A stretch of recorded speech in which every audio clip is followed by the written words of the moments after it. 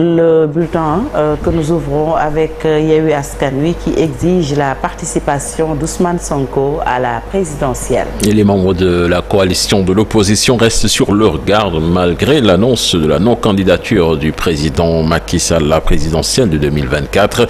Ils soutiennent que le leader de PASTEF sera candidat et ils exigent la libération des détenus dits politiques. Compte rendu signé Maïmouna Ndiaye et Mardia. Si le président de la République a renoncé à un troisième mandat, c'est parce que la volonté du peuple a triomphé. C'est du moins la conviction de la conférence des leaders de Yewwi Askan Wi. Il faudrait renoncer à quelque chose dont on a droit, mais il nous a toujours dit que c'est lui-même qui a introduit ces dispositions de la Constitution pour se l'appliquer. Donc si aujourd'hui il se conforme à ce que la Constitution lui impose, on ne peut que prendre acte et attendre de lui d'autres pas allant dans le sens de la pacification de l'espace public, de la pacification de l'espace politique. Ces membres de la grande coalition de l'opposition exigent la libération immédiate des détenus politiques. Il garde sous son coude 3 cartes, 3 coups qu'il peut nous faire au dernier moment. Et j'avertis les prochains candidats de l'APR. Évitez de manger chez lui.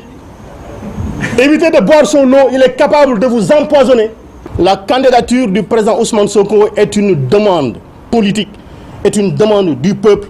Elle ne dépendra aucunement d'un complot politique ou un complot judiciaire. Ousmane Sonko sera candidat. Nous battrons campagne avec lui. Il présentera son programme. Si son souhait reste d'éliminer Ousmane Sonko, il nous aura toujours en face de lui, qu'il se prépare à nous mettre tous en prison. Une autre recommandation de la coalition Yewwi Askan Wi, la tenue d'élections inclusives et transparentes. Et puis Biram Souley Diop convoqué ce matin à 10h la sûreté urbaine. Cela fait suite aux propos qu'il a tenus lors de la conférence de presse de Yewwi Askan Wi sur Macky Sall et ses éventuelles défenses. Et puis réunion ce mercredi du secrétariat national de l'APR. Une réunion convoquée au lendemain de la décision du président Macky Sall de ne pas briguer en troisième mandat. La task force républicaine, dans un communiqué hier, dit prendre acte de la décision du chef de l'État tout en invitant la coalition Benno Bokk Yakaar à faire bloc autour de l'essentiel pour une victoire à la présidentielle de 2024. Elle demande à tous les responsables de l'APR et militants d'éviter toute posture solitaire et égoïste ainsi que les échappées solitaires. Concernant le Parti socialiste, membre de Benno Bokk Yakaar également, à la réunion de son secrétariat national est convoquée pour ce jeudi, c'est-à-dire demain.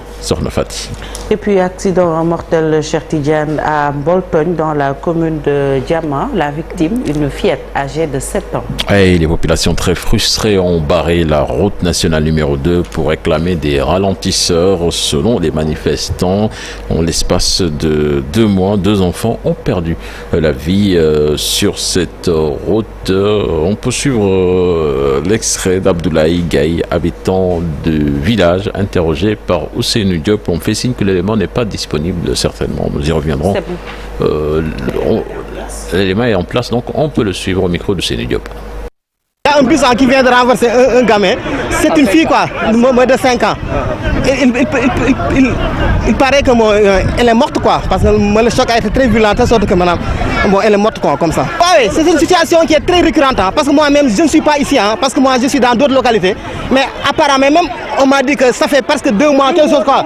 Il y a un talibé aussi qui est mort ici, quoi, comme ça, quoi, de la même situation.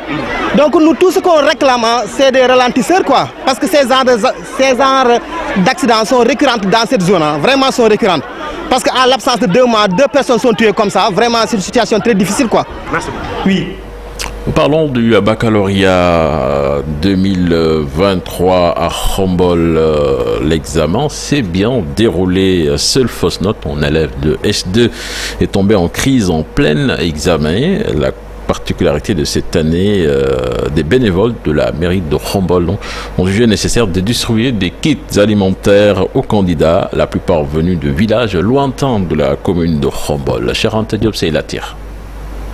À l'instar des 15 autres inspections d'académie du Sénégal, les épreuves du baccalauréat 2023 ont démarré à l'académie de Saint-Louis où sont régulièrement inscrits au total 11 363 candidats. Dans l'ensemble, tout se déroule normalement dans les différents centres. Toutefois, les autorités ont noté un taux d'absence élevé de 1,5%.